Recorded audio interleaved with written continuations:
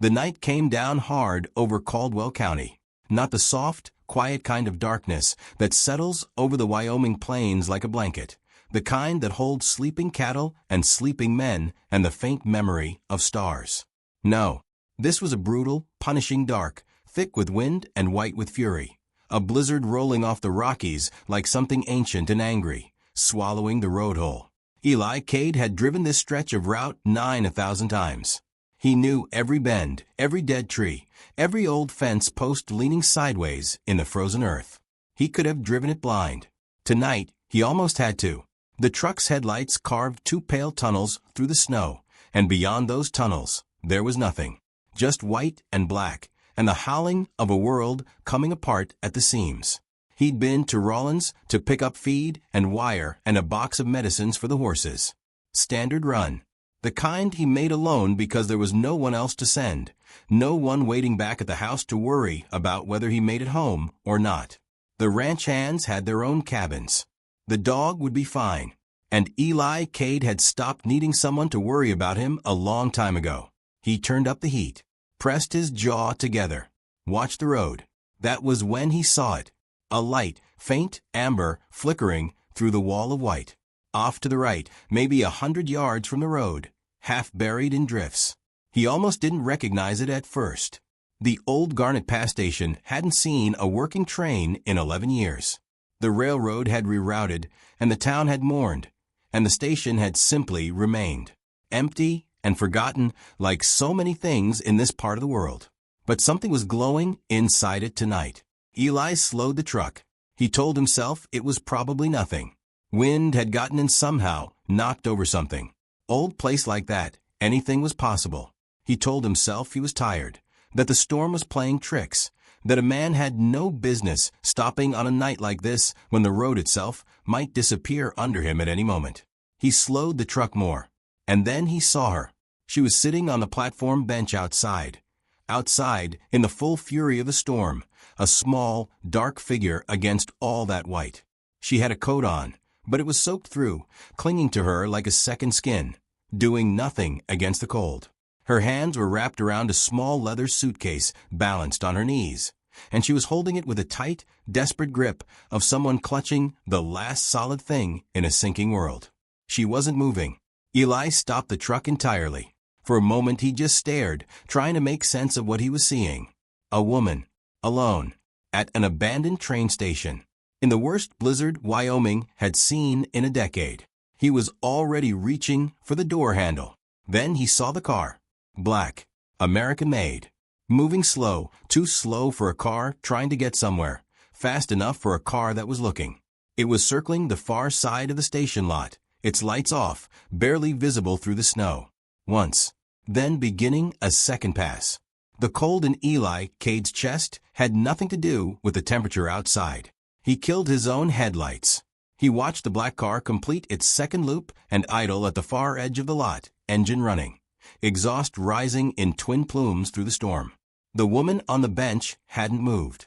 Either she hadn't seen it or she was too far gone to care. Eli got out of the truck.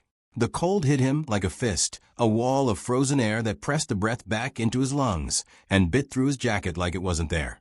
He kept low, moving along the near side of the station building, using the structure as cover between himself and the black car. He reached her in under a minute. She didn't hear him coming. She was staring at the ground, eyes half open, lips faintly blue, her dark hair plastered flat against her face in sheets of melted snow. She was beautiful, even now, even like this, even half frozen and hollowed out with exhaustion, with sharp, elegant features and eyes that, when she finally lifted them to look at him, were the deep, careful brown of someone who had learned to read the room before speaking. She read him, and then she whispered it, barely, barely, her voice thin as paper in the roaring wind. "Please, if anyone asks, you never saw me." Eli crouched down in front of her. "Ma'am, please." It came out broken this time. A splinter of a word. I just need you to." And then her eyes rolled back and she fell forward, and Eli Cade caught her with both arms before she hit the frozen platform. She weighed almost nothing. He stood, holding her against his chest, and looked across the lot. The black car had stopped circling. It was parked now. A door was opening. Eli turned and walked fast back to his truck. He had the heat up as high as it would go. She was in the passenger seat, slumped against the door, the leather suitcase wedged between her knees by some stubborn reflex, even in unconsciousness. He draped his work jacket over her and was driving blind into the storm, taking the back road, the one that wound up behind the ridge and down to the Cade Ranch without passing through town. He didn't know who she was. He didn't know who was in that car. But he knew the difference between a woman waiting for a train and a woman hiding from something that had already found her. He drove. The ranch materialized out of the snow like a rumor. The main house lights burning low through the blizzard, the barn dark, the big cottonwoods along the drive bent almost sideways in the wind. He pulled around to the back, under the covered porch, and sat for a moment with the engine running. She was still breathing. He could see it. He carried her inside. The house was warm in the specific way of old ranch houses in winter, the kind of warmth that comes from stone fireplaces and wooden floors that have absorbed 30 years of heat, that lives in the walls themselves, that wraps around a person like something alive. Eli laid her on the couch near the fireplace and built the fire up fast with the practiced efficiency of a man who had lived alone long enough to need no one to show him how anything was done. He pulled the soaked coat off her. She stirred, murmured something unintelligible, didn't wake, and found a wool blanket in the chest by the window. He sat back on his heels and looked at her. She was perhaps 30, 32 at the most. The kind of face that was used to composure. You could see it even now, even slackened by unconsciousness, the lines of someone who had trained herself to show less than she felt. She had a small scar above her left eyebrow. Her hands, he noticed, really noticed, were the hands of someone precise with them. Careful, not rough. Not a ranch hand's hands or a farm woman's hands. He stood, went to the kitchen, and put on coffee. It was the only thing he knew to do. She woke at 3 in the morning. He was in the chair across the room, not quite asleep, half watching the fire the way he'd learned to half-watch things, with the low, quiet vigilance of a man who'd spent enough nights alone to know that you never fully let your guard down in the dark. He heard the change in her breathing first. Then she shifted, and the blanket slid, and she sat up fast with the sharp intake of someone surfacing from a bad dream. Her eyes found him immediately. She didn't scream, didn't scramble. She just went very still, the way prey animals go still, calculating, reading. "You're at the Cade Ranch," Eli said, before she could say anything. "About 7 miles from Garnet Pass. You passed out on the station platform. I brought you in out of the storm." A pause. Her eyes moved around the room, taking inventory. "The suitcase," she said. "Right there." He nodded toward the end of the couch. "I didn't touch it." Something in her shoulders eased. Not much, but enough. She reached out and touched the handle. "The car," she said. "The black. Didn't follow us. Took the back road." He leaned forward, elbows on knees. "You want to tell me what's going on, or you want coffee first?" Another pause. Longer this time. "Coffee," she said quietly. "Please." He got up. She watched him go to the kitchen with those careful brown eyes, and he was aware of being watched the way a person is aware of standing in an open field, the specific vulnerability of being seen clearly from a distance. He came back with 2 mugs. She took hers with both hands, wrapping them around the warmth, and drank before she spoke. "My name is Dr. Nora Calloway," she said. I was a physician in Denver. Eli Cade." He settled back into the chair.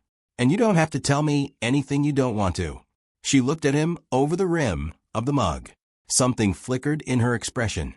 Surprise, maybe, or the cautious recognition of an unexpected kindness. "I booked a train to Cheyenne," she said. "The storm delayed it, then canceled it. I've been waiting since noon." She said it flatly, like a report. "I didn't know anyone was following me until I saw the car at the station." "Who are they?" Her jaw tightened. "People who don't want me reaching Cheyenne," she said. "And then, or anywhere else." Eli looked at her. She met his gaze and didn't look away, and in the firelight he could see the full weight of whatever she was carrying. Not just fear, but exhaustion. The deep-bone tired that comes from holding something terrible alone for too long. "You can stay here tonight," he said. "Storm will have the roads closed till morning anyway." She nodded slowly. Thank you. And then quieter. I'm sorry. For the trouble. Wasn't trouble. He stood, set his mug down. I'll put some blankets in the back room. It's warm enough. He was almost out of a room when she spoke again. Mr. Cade. He stopped. Why did you stop? Tonight, at the station. Most people would have kept driving. He stood with his back to her for a moment, thinking about that. Most people would have, he agreed. And then he walked down the hall, and she heard him moving around back there, pulling drawers, shaking out blankets, doing the quiet and practical work of making a space for a stranger. Nora Calloway sat by the fire and put her hand over her mouth and breathed. She hadn't cried in 3 weeks. She wasn't going to start now. But it was close. God, it was close. She was still there at dawn. Eli hadn't expected that, he realized, not consciously. But when he came through the kitchen and saw her coat hanging by the back door and her boots by the mat, he felt something loosen in his chest that he hadn't known was tight. She was at the kitchen window, watching the snow. Still falling, but lighter now. The blizzard had broken in the night, and what remained was the soft, quiet kind. She'd borrowed one of his flannel shirts, the old red one that had been hanging on the hook by the bathroom door, and she was holding a coffee mug with both hands again, and she looked, for just a moment, before she heard him and turned, like she belonged there. Then she turned, and the composed, careful expression returned. Good morning, she said. I hope you don't mind about the shirt. Mine was still wet. It's fine. He went for the coffee. Roads are probably passable by afternoon. I know. She looked back out the window. I'll call about the next train. A silence settled between them, not uncomfortable exactly, but inhabited, like a room with furniture. Outside, the ranch was waking up. He could hear Tomas, his one year-round hand, breaking ice on the water troughs. The horses would need checking. I can make eggs, Nora said. She said it the way people say things they're not sure will be welcome. A small offering, held out carefully. Eli looked at her. Kitchen's yours, he said. She stayed 2 more days. The train didn't run. The roads cleared, and then another system moved through. And by the second morning, it felt less strange to find her at the kitchen window with coffee, and more strange to imagine the window empty. She helped where she could, not intrusively, not performing usefulness, just folding herself into the rhythm of the place with a quiet naturalness that Eli couldn't quite account for. She helped Tomas haul water to the barn on the second morning. She reset a thrown horseshoe on the bay, gelding with hands so steady and sure that Tomas had stood there with his hat in his hands watching her, and afterward told Eli in careful Spanish that the senora had something about her. Eli had not disagreed. On the third evening, the temperature dropped again, and they ended up by the fire after supper. And she told him more. Not everything. Not all at once. But more. She'd been working at a medical center in Denver, a good position, a real one, the kind she'd spent 12 years building. Last autumn, she'd begun to notice discrepancies. Patient billing records that didn't match. Insurance claims for procedures that never happened. And then worse, patient outcomes that were being altered. Documented complications that simply disappeared from files. Deaths that were being quietly reclassified. She tried to report it internally first, then to state regulators. Then she'd gone to a federal contact whose name she'd been given by a colleague she trusted. 3 days after that meeting, her apartment had been broken into. Nothing taken, but gone through. Methodically. Professionally. I had copies, she said. Backups. On a drive. She glanced at the suitcase. I've been trying to get them to a journalist in Cheyenne who's been investigating the same network from a different angle. She paused. The men who own this hospital system have connections. Real ones. The kind that make evidence disappear and people disappear along with it. The fire cracked between them. How long have you been running? Eli asked. 11 days. He looked at her. The composed expression was there, as always, but around the edges of it, he could see the fractures. The sleepless nights. The vigilance that never quite switched off, even here, even warm and fed and temporarily safe.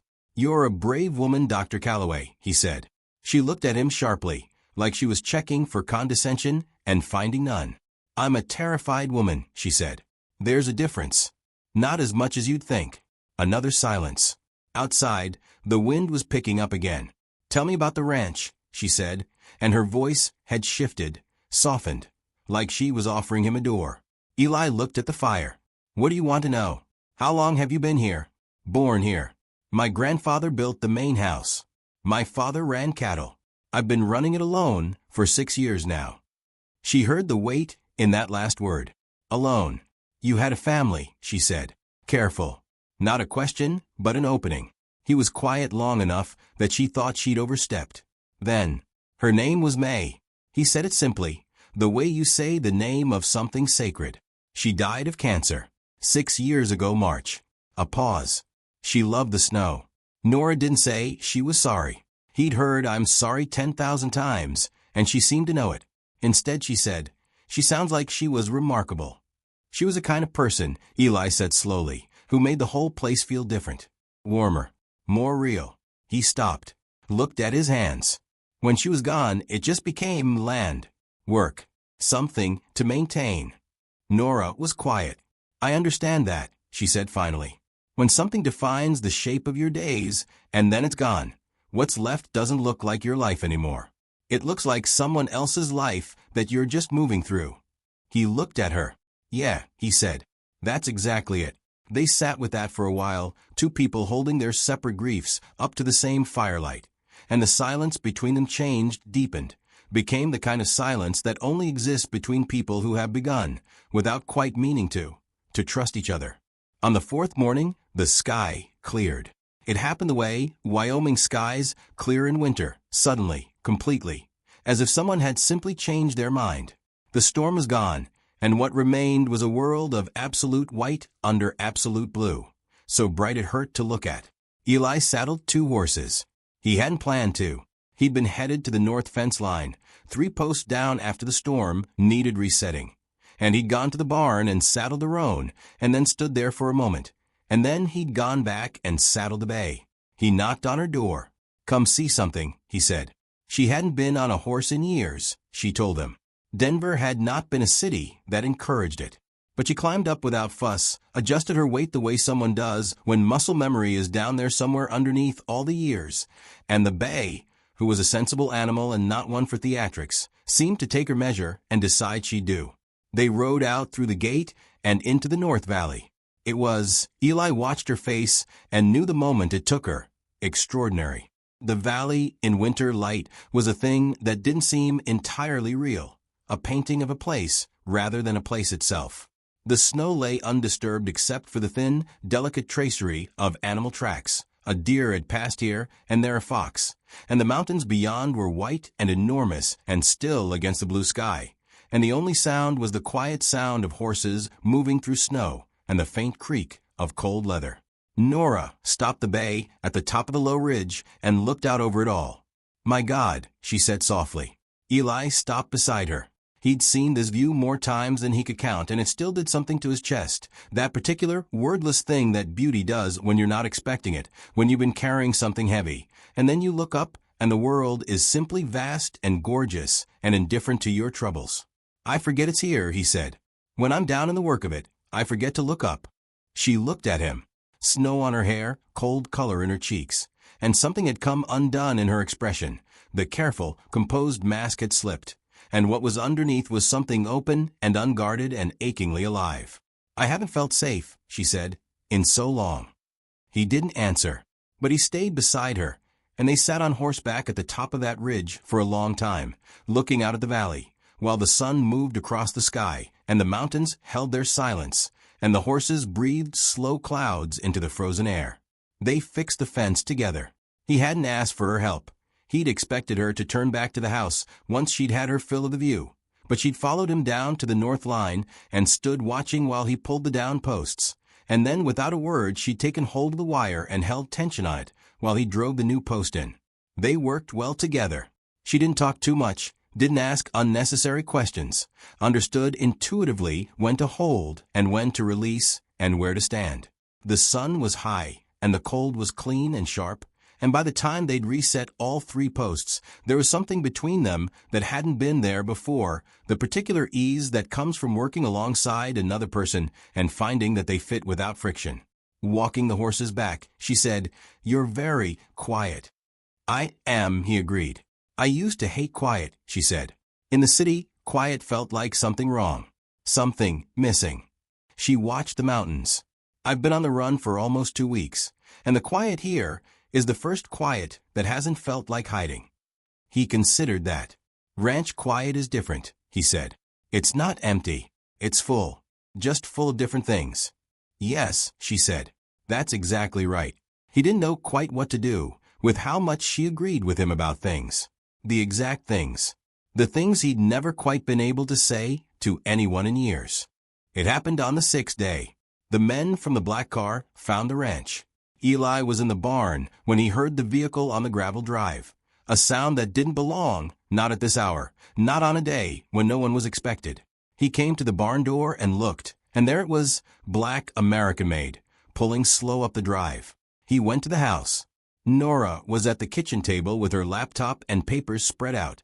She'd been organizing the files on the drive, trying to contact the journalist again through a secure channel.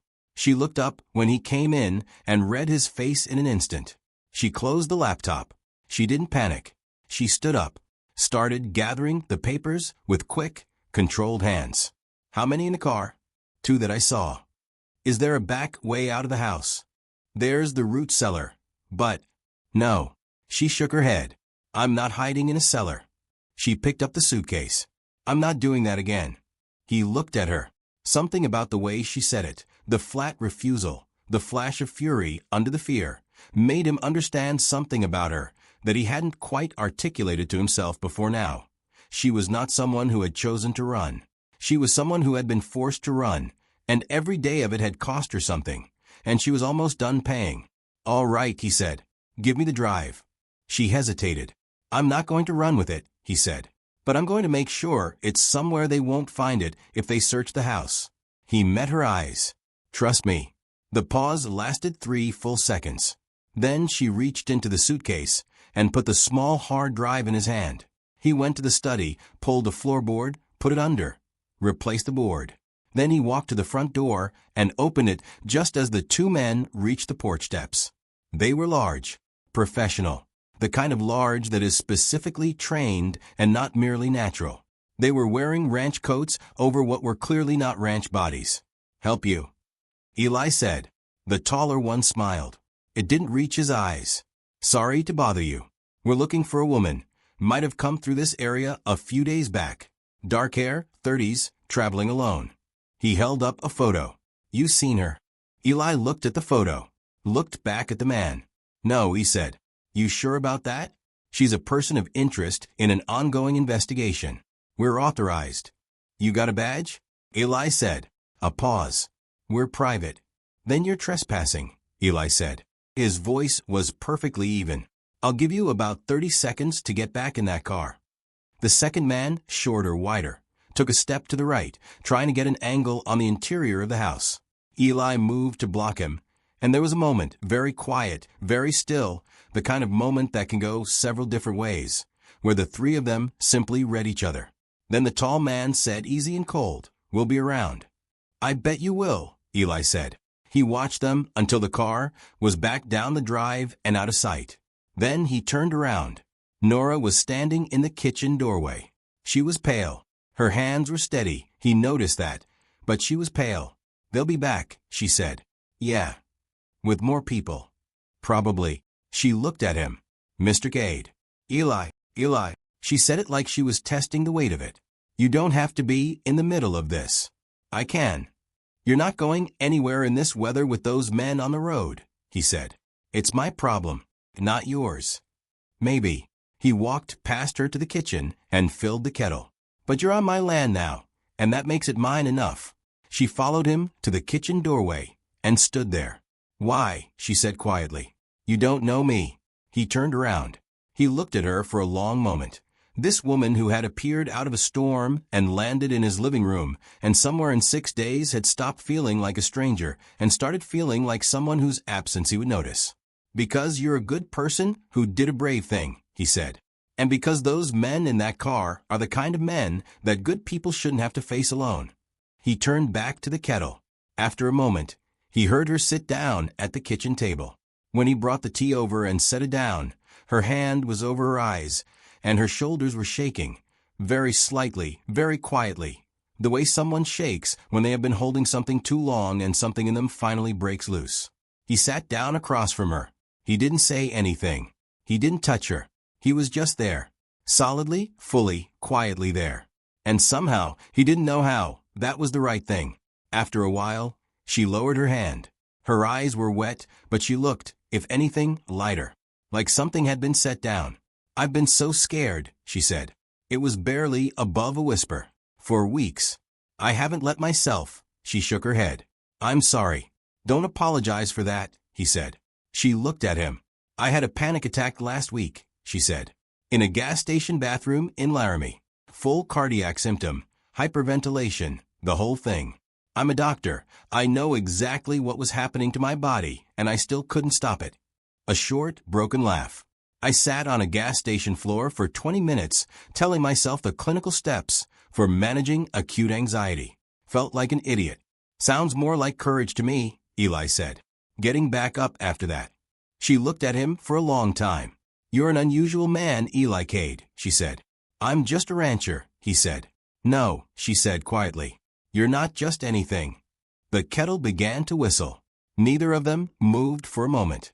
Then Eli stood and took it off the heat. He taught her to check the horses that night, not because she needed to know, but because she needed something to do with her hands, and the barn was warm, and the horses were good company. She moved between the stalls with a naturalness that surprised him. She talked to them, not baby talk, but actual conversation, low and matter-of-fact, the way you'd talk to someone while you worked alongside them. "You do that with people too," he said, watching her smooth her hand along the roan's neck. She glanced at him. "Do what?" "Talk to them like they're worth listening to." She considered that. "I learned to do it with patience," she said. "You'd be amazed how much better people heal when they feel like someone is actually paying attention to them, and not just their symptoms." "Is that why you became a doctor?" "Partly." She moved to the next stall. "My mother was sick when I was growing up. A lot of doctors looked at her chart and didn't see her. I wanted to be the kind of doctor who saw the person." He handed her the grooming brush without being asked. "Did you," he said, "see the person?" "I tried to." A pause. "I think I was good at it. Before." She ran the brush in slow strokes along the bay's flank. "The last year, everything was about the investigation. About the documents. I stopped being able to be present with patients the way I used to be because I was carrying this thing and I couldn't tell anyone, and I was watching people being hurt by the very institution I work for." Her hands stilled. "I lost 2 patients that I believe died because of what that network was doing. 2 people. And I couldn't prove it fast enough." Silence. "That's why you're still running," he said, "even knowing the risk. Someone has to get it across the line."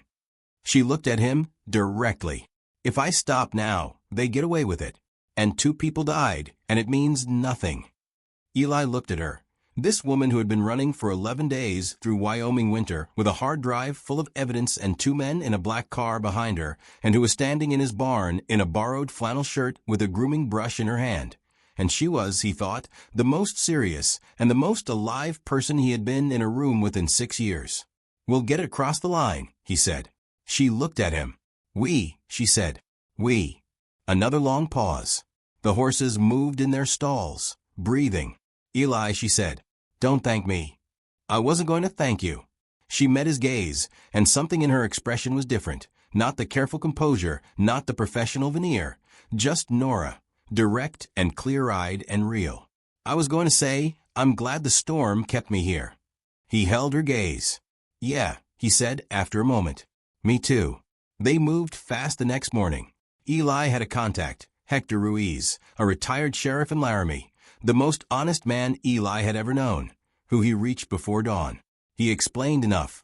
Hector listened without asking too many questions, the way good men do when they understand the shape of a thing without needing all the details. "Get her here," Hector said. "I've got a federal contact who's been looking for something like this." They were on the road by 6. Eli drove. Nora sat beside him with the suitcase on her knees, the hard drive inside it, watching the mirrors. The roads were clear, the morning was pale gold. The mountains ran alongside them, like a slow escort. "If this works," she said at some point on the highway, "if they actually arrest them, I don't know what I do next." "What do you mean?" I've been so focused on getting to the other side of this that I haven't thought about what's on the other side." She looked out the window. "My apartment is probably compromised. My position at the hospital, gone. My entire career in Denver is." She paused. "I'd have to start over. Where would you go?" A very long silence. "I don't know," she said. And then quietly, "Do you ever think about leaving?" "The ranch." He was quiet for a moment. "Used to. Right after May. Thought maybe I should sell it, go somewhere that didn't look like her in every corner." He kept his eyes on the road. "But then one morning I was out before dawn checking the cattle, and the light came up over the mountains, and it was just so beautiful. And I thought, this is a place she loved. And maybe that's reason to stay, not reason to leave." Nora was watching him with those careful brown eyes. "She'd have liked you," he said, before he could think better of it. Nora was quiet for a moment. "I think," she said, "I'd have liked her." Hector Ruiz was a short, barrel-chested man with a white mustache and eyes that had seen everything and retained their capacity for outrage anyway. He met them at his back door, ushered them in, poured coffee, and got on the phone. Within 4 hours, a federal agent was there. She was a compact woman in her 40s named Carver, with the quiet intensity of someone who had been building this particular case from the other end and had just been handed the piece she was missing. She spent 2 hours with Nora. She reviewed the drive. She made calls. Then she came back and sat down across from Eli, who had been waiting in the kitchen, and said, "Your friend is remarkable." "She is," he said. "We've been working this network for 18 months, Carver said. "What she has fills the evidentiary gap we've needed. This moves forward today." She looked at him. "The men who are following her, we know who they are. We'll have warrants within the hour. She's safe." Eli sat with that word. Safe. He hadn't let himself say it until now. She came out of the back room and stood in the doorway, and he looked at her, and she looked at him, and something in both of them simply exhaled. She crossed the room and stood in front of him, and she was steady now, fully steady, all of her present. "It's over," she said. "It's over." She put her hand on his arm, just her hand, on his arm, and he covered it with his, and they stood like that in the afternoon light of a stranger's kitchen in Laramie, Wyoming, and the world outside was quiet. They took it slowly. That was the only way it could be, two people who had each lost something enormous, who each carried the shape of what they'd lost like a scar that was part of them now, who each understood, without having to say so, that love was not something you stepped into, but something you built, carefully, with the right materials, in the right weather, over time. He drove her to Millbrook to see the clinic. It was cold and dusty, and the windows needed replacing, and the waiting room still had a 1987 calendar on the wall. She walked through every room with her hands in her pockets, and her eyes moving over everything, and on her face was the expression he'd first seen at the top of the ridge, open, unguarded, alive. "I can make this work," she said. He'd believed her before she finished the sentence. He helped her move into the foreman's house on a Saturday, the two of them carrying boxes through the cold, Tomas appearing without being asked and refusing to leave until the furniture was right. She set up her bookshelves with the focused attention of someone for whom books were not decoration but necessity. She put a coffee maker on the kitchen counter. She put a small framed photograph on the windowsill, a woman in a white coat, laughing, a city, behind her. And when Eli looked at it, she said, "A friend. She's the one who gave me the journalist's contact." She took a risk too. "Good people," Eli said. "The best kind." He came for coffee in the mornings. She came to the main house for dinner. The distance between the two houses, 150 yards of ranch yard, became a path worn in the snow, then in the mud of early spring, then in the new grass. There were evenings by the fire. Long, quiet evenings, the kind where almost nothing was said because almost nothing needed to be. She would read, he would mend tack, or review ledgers, or simply sit, which was something he had not done, simply sat in a room with another person, in 6 years. It felt strange at first. Then it felt correct. There were hard nights too. One evening she came to his door late, And when he opened it, she was pale and shaking, and she said simply, "I need to not be alone right now." And he said, "Come in," and they sat at the kitchen table until midnight, and she talked about her friend who had taken the risk and been fired for it, about the 2 patients she hadn't been able to save, about the weeks of running and the gas station floor in Laramie, and how sometimes in the night she still woke thinking she heard the black car on gravel. He listened. All of it, without trying to fix it or minimize it or move past it. "You're allowed to still be scared," he told her. It was real. It happened. "I know," she said. She shook her head. "I spent so long being strong alone that I forgot I was allowed to be scared with someone." "You're allowed," he said. She looked at him across the table, and the kitchen light was warm, and the house was quiet, and outside the spring was coming, faint and green at the edges of everything. "Eli," she said. "Yeah. I think I love you." She said it the way she said most things, directly, with her eyes steady on his, not looking away from what she was saying. "I'm not sure of the exact date when it happened. Somewhere between the fence line and the South Ridge, I think." He was quiet for a moment. "The ridge," he said. "For me, it was the ridge. The first day." "Yeah." She smiled, slow, full, unhurried, the most beautiful thing in that kitchen, and that house and possibly that county. He reached across the table and took her hand, and she turned her palm up and held his, and they stayed like that while the house breathed around them, and outside the last of the winter released its grip on the land, and the mountains stood tall against the stars, and somewhere in the dark a horse moved in the barn, and the world went quietly on. It snowed one more time in April, just a light snow, the kind that fell overnight and was gone by noon, the world white for a morning and then green again, as if winter was saying goodbye the only way it knew how. One last quiet, beautiful gesture. Eli was up before dawn the way he always was, and he stood on the porch with his coffee and watched the snow fall in the dark. And he thought about May. He would always think about May. That was as it should be. She had been real, and she had been loved, and the shape she left in him was permanent, and he no longer thought of that as a wound. And then he thought about Nora, asleep in the foreman's house with the light on in the window, and the clinic in Millbrook, where people were already scheduling appointments, already relieved, already grateful, and the path worn in the yard between 2 houses by 2 people who had found each other in a storm. He heard her door. He turned, and she was crossing the yard in her coat and boots, her dark hair down, the snow catching in it, a mug of coffee in each hand.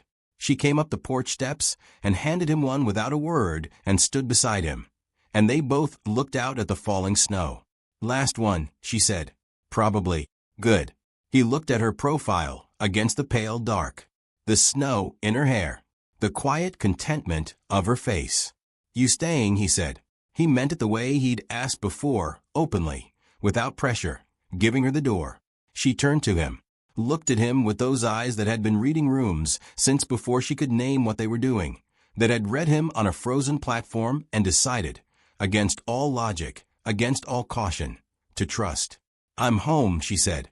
And the snow fell, and the mountains held their silence, and somewhere inside the barn the horses shifted in their stalls, and the coffee was warm in his hands, and Eli Cade, who had spent 6 years learning to live with an empty house and a full grief, stood on his porch in the last snow of winter, and finally, quietly, completely, without reservation, let himself be happy. The world was still, and it was enough.